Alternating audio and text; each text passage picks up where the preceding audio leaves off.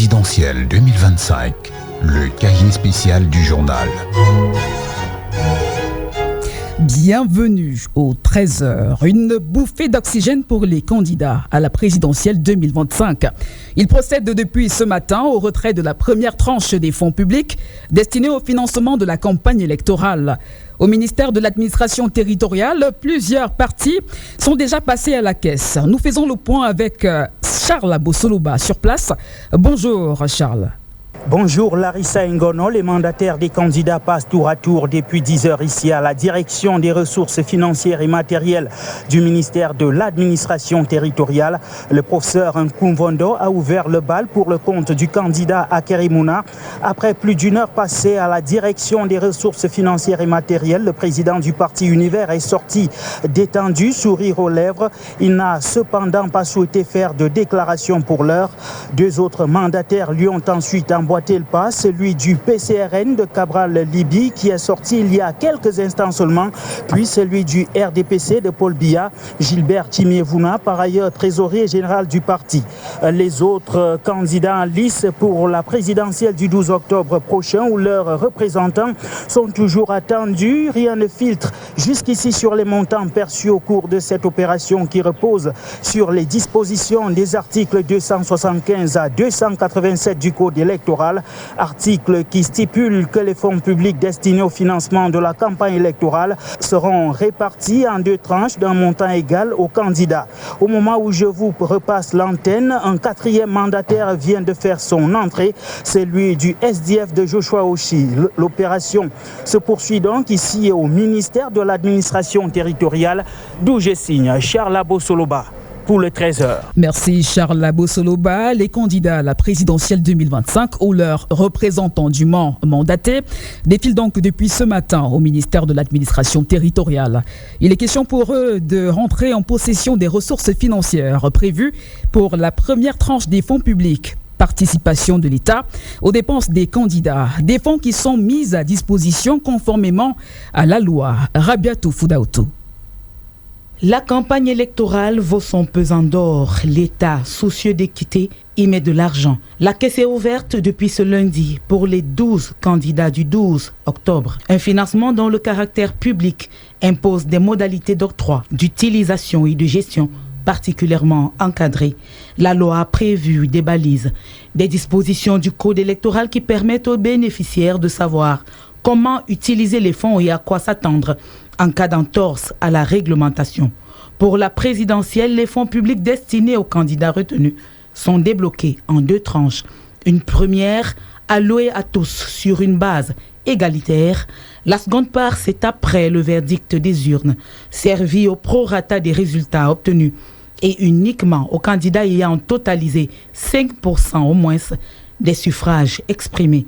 L'objet du financement est précis, participation effective à la campagne électorale. Dans cet ultime tournant, un désistement d'avant-scrutin implique remboursement intégral du montant perçu. Les challengers sont tenus de participer de manière active et vérifiable à la campagne électorale.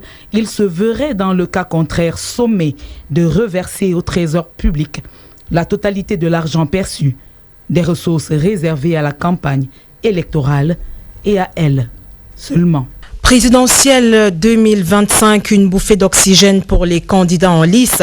Ils procèdent depuis ce matin au retrait de la première tranche des fonds publics destinés au financement de la campagne électorale. Au ministère de l'administration territoriale, 10 partis politiques sont passés à la caisse. Charles Abosoloba. Il est 10h ce matin quand la direction des ressources financières et matérielles du ministère de l'administration territoriale ouvre ses portes. Environ 20 minutes plus tard, le professeur Prosper Nkumvondo, mandataire du candidat Akerimuna, se présente, ouvrant la voie à un bal incessant de représentants des candidats venus percevoir la première tranche des fonds publics destinés au financement de la campagne électorale. Gilbert Timiévouna, mandataire du RDPC de Paul Biya. J'ai eu ce que les autres ont eu. La première tranche est égalité. On perçoit tous la même chose. Ce qu'ils ont perçu, c'est ce que j'ai aussi perçu. Ça va nous aider nous-mêmes. Aucune déclaration officielle jusqu'ici sur les montants perçus au cours de cette opération qui repose sur les dispositions de l'article 286 du Code électoral, article qui précise dans son alinéa 1 que les fonds publics destinés au financement de la campagne électorale seront répartis en 2 tranches d'un montant égal aux candidats. La première tranche étant soldée, le ministre de l'administration territoriale Paula Tangandji a tenu à rappeler à travers un communiqué radio-presse que la deuxième tranche du dit financement sera servie selon les dispositions légales. La commission départementale de campagne pour l'Union Ekele a marqué son tout premier arrêt cet après-midi à Ezeka dans la section Union Ekele Sud. Au regard du retard qu'accuse cette localité du fait de son appartenance à l'opposition, la consigne est d'adhérer au projet des Grandes Espérances que propose le candidat du RDPC Paul Biya à ce scrutin. D'autres détails avec Toussaint Bemania à Ezeka. Ezeka, chef-lieu du département d'Union Ekele, semble payer aujourd'hui les frais de sa longue appartenance à l'opposition. La conséquence ici étant la faible mobilisation des investissements et autres projets de développement. Il est donc question d'inverser la tendance en adhérant au projet des Grandes Espérances que propose le candidat du RDPC Paul Biya à la prochaine élection présidentielle. Que ce soit la présidente de la commission communale de campagne, les élites et forces vives, madame la présidente de la commission départementale de campagne, ministre des Affaires sociales, Pauline Irène Guéné, tous les orateurs ont dirigé leurs propos vers le changement qui doit être opéré à Ezeka, cesser d'accorder des suffrages inutilement aux partis d'opposition, le RDPC étant le seul parti à impulser le développement de la localité. À Ezeka, l'on dit en avoir assez de l'opposition stérile et pour galvaniser les équipes chargées de mener la campagne de proximité sur le terrain, gadgets, t-shirts et autres matériels de campagne ont été distribués aux structures de base du RDPC basées dans la section Union Ekele Sud à Ezeka, Toussaint Bemania, CRTV.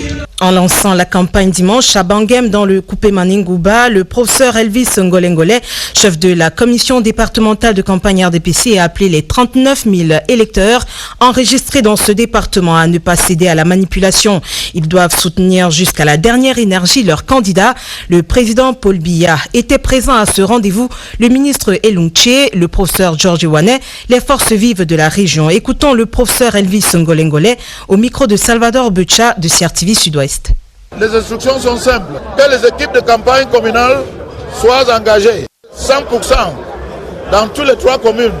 9 000 inscrits dans la commune de Bangem, 10 000 inscrits dans la commune de Ngouti et 20 000 inscrits dans la commune de Tombel. À ma connaissance, tel que je vois, tout le monde est prêt. Tout le monde est tellement prêt que même si les élections se tiennent demain, vous allez voir des résultats. Et c'est par la commune de Mfou que la commission départementale de campagne RDPC dans la Mefou à Famba a entamé son opération de charme. Ce lundi, le président de la dite commission, Luc Magloire Mbarga à Tangana, a demandé aux militants et à l'ensemble de la population de confier la nation camerounaise le 12 octobre prochain au candidat Paul Biya, l'homme d'expérience qui ne suscite pas moins l'espérance. Luc, bienvenue au Nana, était Info, son reportage. Les militants du Rassemblement démocratique du peuple camerounais de la commune d'Mfou sont allés droit au but au cours du meeting de ce lundi en promotant un plébiscite sans réserve à Paul Biya, le candidat naturel de leur parti, homme d'expérience et d'espérance grâce à qui est né la Mefou et Afamba. Un département qui peut se targuer d'être aujourd'hui parmi les plus comblés de la République grâce aux infrastructures qu'il accueille et à son élite si nombreuse qui occupe des fonctions de haute confiance au sein de l'administration publique. Avec tout cela, pourrait-il avoir une alternative quand il s'agit de choisir Paul Biya dans la Mefou et Afamba? À cette question du ministre Luc Magloire Mbarga Tangana, président de la commission départementale de campagne du RDPC, la foule de militants conduite par le président de la section, Francis Ngoumou, va répondre par 3 fois non, avec un zeste d'impatience de voir le 12 octobre 2025 arriver très vite. Du côté d'Ayos, la ferveur militante était au rendez-vous. Joseph Betty, à ce moment membre titulaire du comité central du RDPC, a lancé un message sans détour. Paul Biya reste le choix sûr pour conduire le Cameroun vers une croissance durable. Le lancement officiel de la campagne départementale d'Union Ifumu a pris des allures de démonstration de force. À la tête de cette mobilisation, Paul Ndongobiko, président du comité municipal de campagne. Prise Kandjeng Mungolo pour les détails. À Ayos, le Nyon Ifumu est pavoisé aux couleurs du RDPC. Une marée de militants, foulards et drapeaux en main scandent d'une seule voix son soutien à Paul Biya, présenté comme le garant du développement socio-économique et de la stabilité du Cameroun. À la tribune, une présence de marque et de poids, celle de Joseph Betty Assomo, membre du comité central et fils de la localité, qui va saluer la mobilisation des partisans. Les chefs traditionnels entendent également battre le rappel de leur communauté, alors qu'une vaste campagne de proximité est annoncée à Ayos et dans les villages environnants. Le temps est donc donné. Union, mobilisation et victoire au soir du scrutin présidentiel. Ayos, Prise Kandjeng Mongolo. CRTV. De Nangaïboko à Yaoundé, ces marchés, ces foules, ces voix, la candidate de l'UDC, Hermine Patricia Tomaino Njoya, y voit un miroir de la société camerounaise. Depuis ce matin, elle sillonne les allées de Mokolo, des Sos ou encore du marché central, au contact direct des électeurs. Une démarche assumée, écouter, convaincre et défendre. Une autre manière de faire campagne. Elle s'est confiée à notre reporter, Elvis Mbimba. Quand on rentre dans ce marché, on est vraiment avec le Cameroun. Les messages qui ressortent sont des messages de volonté, de changement, de souffrance. Un peuple qui souffre du soleil. Et pour nous, c'est regardant parce que les conditions de vie se reflètent au marché. On rencontre non seulement les commerçants, mais les personnes qui viennent pour chercher à manger. La candidate de l'UDC, Hermine Patricia Tomaino Njoya. Les candidats des partis Univers et UNDP partagent la même vision qui repose sur les aspirations du peuple. Déclaration du candidat Akere Mouna qui a multiplié les rangs de soutien à la candidature de Bello Bouba Maïgari. À sa suite, Augustin Guizana. Pour le troisième jour de la campagne électorale, il n'a pas eu de répit. Akere Mouna a multiplié les rendez-vous médias pour la propagande électorale, notamment à l'office des radiodiffusions de son alliance, désormais avec le candidat de l'UNDP. J'ai eu des séances de travail avec le président Bouba Bello, qui a complètement épousé les choses les plus importantes dans mon programme. Je me suis dit, avec le cri des Camerounais qui veulent absolument qu'il y ait une coalition, le président Bouba Bello avait déjà entamé le processus avec le ralliement du président Ateki. Je me suis dit, du moment où l'action que je veux mener est déjà adoptée, je pense que je vais, n'est-ce pas, prouver que j'ai entendu le cri des Camerounais et donc j'ai décidé de me mettre ensemble avec le président Bello. À la question de savoir s'il a formellement désisté, c'est-à-dire notifié Elections Cameroun, l'organe en charge des élections à cet effet, il a indiqué que cette procédure n'était pas nécessaire. Le Cameroun est vaste, donc on ne va pas s'amuser à aller aux mêmes endroits. Dans certains endroits, on va y aller ensemble, mais dans certaines zones, je pense qu'on va aller séparément pour porter ce message. Ce qui importe, affirme l'ancien bâtonnier, c'est le changement au Cameroun. Et il est possible du peuple. Et Maître Akere Mouna, un bon avocat, s'en va au front. Voter pour le candidat du RDPC, le président Paul Biya, afin de lui permettre Manaouda Malachi lors du lancement officiel. Francine Djaba. Le message est sans ambiguïté. Accorder les suffrages au président Paul Biya, c'est garantir la continuité des projets de développement à Mokolo et au-delà. En procédant au lancement officiel de la campagne, le ministre de la Santé publique, Dr Manaouda Malachi, président de la commission communale. Le 17 mai 2023, ici même à Mokolo, que nous avons revendiqué la candidature du président Paul Biya. Décembre dernier, le président, dans son discours à la nation, a effleuré la question et nous avons analysé son discours, nous avons compris qu'il a dit oui. Et effectivement, nous avons eu raison parce qu'il a dit oui. Nous voici donc au pied du mur. Maintenant, nous devons nous mobiliser donc pour lui apporter le soutien. Pour intensifier le maillage du terrain, 34 unités de campagne ont été créées. Elles auront pour mission de porter le message dans chaque quartier et village afin de rallier le maximum d'électeurs. Mokolo, Francine Djaba, CRTV. C'est un point douté, l'événement médiatique au Cameroun en ce début de semaine. L'interview accordée par le président de la République, Paul Biya, au grand quotidien national Cameroun Tribune. Une interview réalisée par Marie-Claire Nana, le directeur général de la SOPECAM, et qui vise à rafraîchir les mémoires quant à la vision politique du chef de l'État hier, aujourd'hui et demain. Yves-Marc Modjo. C'est une réédition qui vient à la suite d'une première parue en 1987 chez Fayard. Et pour le chef de l'État, ce nouveau projet littéraire se veut une réponse. La réponse à une demande de ses lecteurs et plus globalement, une demande lancinante de ses compatriotes. Loin du tumulte ambiant de la présidentielle du 12 octobre prochain, autour de laquelle les offres politiques pleuvent, l'auteur de Pour le libéralisme communautaire, dont la réédition de l'ouvrage porte l'estampille de Favre Sopecam, a choisi de se démarquer, de rester au-dessus de la mêlée pour faire valoir sa constance dans son programme politique et la suite qu'il a dans les idées. Les thèmes évoqués dans l'ouvrage rejoignent les plus grandes aspirations de son peuple dans une interaction entre liberté et solidarité avec pour fil conducteur la sécurité. Une sécurité qui embrasse tous les secteurs de la vie nationale. Sécurité alimentaire, juridique, militaire, environnementale et sanitaire. Ce à quoi il intègre les nouvelles problématiques. L'autonomisation des femmes, la promotion de la jeunesse, la révolution numérique, entre autres. Il ne s'agit donc pas, prévient l'auteur, d'une démarche opportuniste, mais d'une boussole destinée à fixer les esprits, à donner à tous les lecteurs les clés pour mieux comprendre l'action politique de Paul Biya, hier, aujourd'hui et demain. Le leadership avéré et l'expérience du président Paul Biya séduisent l'électorat dans le FACO, région du Sud-Ouest. Des valeurs essentielles à préserver selon le chef de la délégation permanente départementale du RDPC, le professeur Nalova Lyonga, qui vient de donner le coup d'envoi de la campagne électorale à Tiko. Le reportage de Stéphane Tala. Paul Biya, le bon choix pour l'avenir du Cameroun.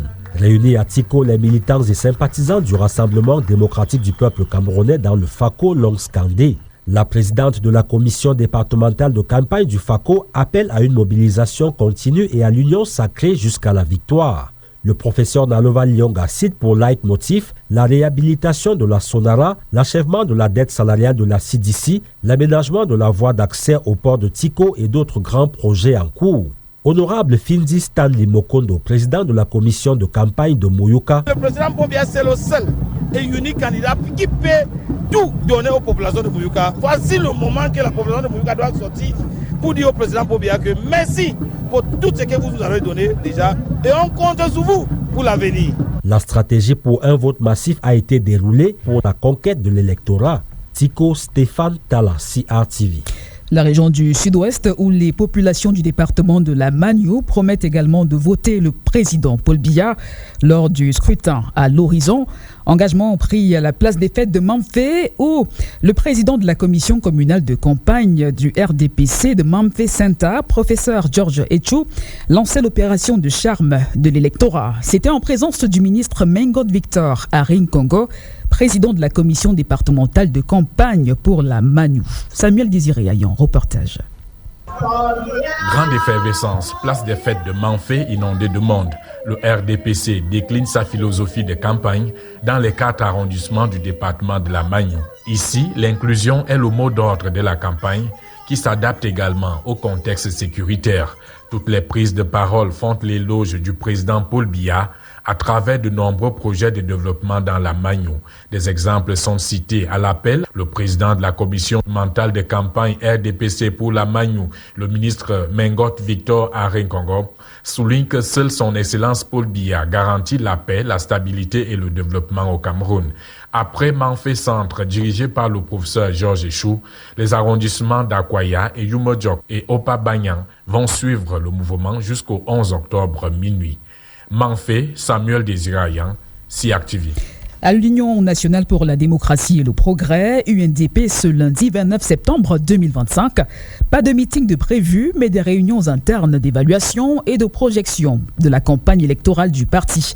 Demain, mardi, la caravane de campagne sera dans le sud pour un meeting à Ibolova. Ce sera en compagnie des nouveaux alliés du parti qui ont battu campagne hier dimanche à Douala, marquant leur soutien à Bello Bouba Maïgari. Agnès Sylvain Ndjama est l'envoyée spéciale de la CRTV à Douala.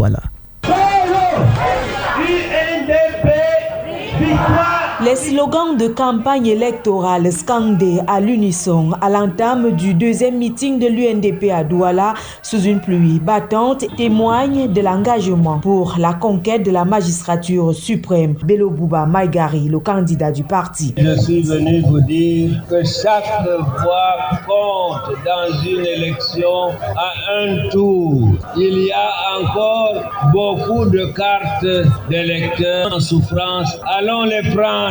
Le carrefour Ben Sikine à Nouvelle symbolise l'union, l'espoir porté par l'arrivée de nouveaux soutiens à la candidature de Bello Bouba Maïgari. Je suis particulièrement heureux que ma candidature soit soutenue par Maître Akere Mouna, candidat du parti Univers. Je connais le président Bello depuis des décennies. Je lui ai demandé 3 choses. Est-ce que vous vous engagez dans la lutte contre la corruption? Il m'a dit oui.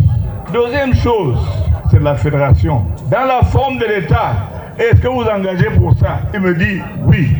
Troisième chose, je lui ai dit, moi je viens du nord-ouest et du sud-ouest. Il y a des problèmes énormes là-bas. Est-ce que vous avez mettre devant pour essayer de régler ce problème? Il m'a dit oui. Alors je lui ai dit, allons-y ensemble. Voilà, Bello Bouba Maïgari salue une décision courageuse, preuve que ces nouveaux alliés placent le Cameroun au-dessus des ambitions personnelles. Le vote jeune comme garantie d'une alternance au sommet de l'État. Voilà le discours qu'a tenu Serge Espoir Matomba, candidat à la présidentielle, à ses partisans hier soir. Le Peuple uni pour la rénovation sociale, le PURS, tenait meeting dans cette ville universitaire dont la population est majoritairement jeune. Témoin de ces échanges, Serge Atanganabiso.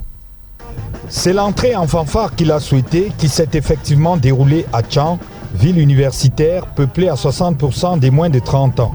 Arrivé à la tombée de la nuit, a semblé être un choix payant. Certains ont jalonné le trajet qui part de la place des Fêtes jusqu'à Tradex Rondeau, lieu du meeting. Les plus nombreux ont enfourché leur moto, précédant de peu le cortège du candidat dans son tour de ville. Quand on parvient enfin à l'esplanade retenue pour le B2B, avec les électeurs, la nuit est tombée. Les voitures d'escorte prêtent leurs phares à Serge Espoir Matomba, juché sur son propre véhicule. On entend alors ces mots dans la lumière blafarde. Nous comptons sur vous. C'est pour cette raison que nous disons chacun a l'obligation de remplir son devoir de citoyen le 12 octobre. Que personne ne vous décourage, que personne ne vous intimide, parce que ce Cameroun appartient à tous les Camerounais et chacun. Une contre-campagne sur les réseaux sociaux essaye de perturber la machine de guerre lancée à l'assaut du siège d'Etoudi, en insinuant que Matomba a pris la clé des champs depuis Bafoussam. Ça se voit, le candidat du PURS et tout son arsenal de campagne sont bel et bien là. Ils montent sur Douala.